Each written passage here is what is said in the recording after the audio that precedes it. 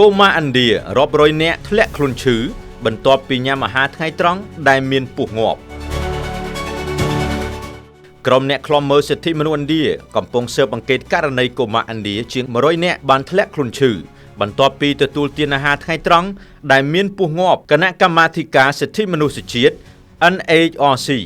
បាននិយាយនៅក្នុងសេចក្តីថ្លែងការណ៍មួយថាចុងភៅនៅតែបន្តដួសអាហារថ្ងៃត្រង់ឲ្យដល់សិស្សទោះបីជាដឹងថាពស់ត្រូវបានគេប្រទះឃើញងាប់និងត្រូវបានគេយកចេញរួចហើយក៏ដោយគណៈកម្មការបាននិយាយថាខ្លួនជឿថាកូម៉ាប្រហែលជា500នាក់បានញ៉ាំអាហារថ្ងៃត្រង់នៅក្នុងទីក្រុងម៉ូកាម៉ាភាគខាងកើតប្រទេសឥណ្ឌាក្នុងរដ្ឋប៊ីហាហើយបន្ទាប់មកក្មេងៗទាំងនោះក៏ធ្លាក់ខ្លួនឈឺ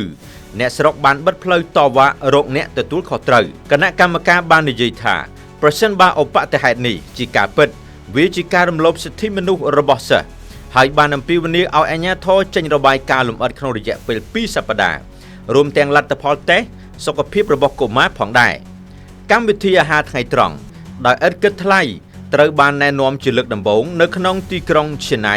ភាគខាងត្បូងប្រទេសឥណ្ឌាសម្រាប់កុមារមកពីគ្រួសារក្រីក្រក្នុងឆ្នាំ1925ភាគខាងត្បូងប្រទេសឥណ្ឌាសម្រាប់កុមារមកពីគ្រួសារក្រីក្រក្នុងឆ្នាំ2025នេះជាផែនការមួយក្នុងចំណោមផែនការដ៏ធំបំផុតរបស់ពិភពលោកវាត្រូវបានព្រួយផ្ដើមឡើងដើម្បីប្រយុទ្ធប្រឆាំងនឹងភាពអត់ឃ្លាននិងលើកទឹកចិត្តកុមារឲ្យចូលសាលារៀនទោះជាយ៉ាងណាក៏ដោយមានការត្អូញត្អែអំពីអនាម័យចំណីអាហារមិនល្អ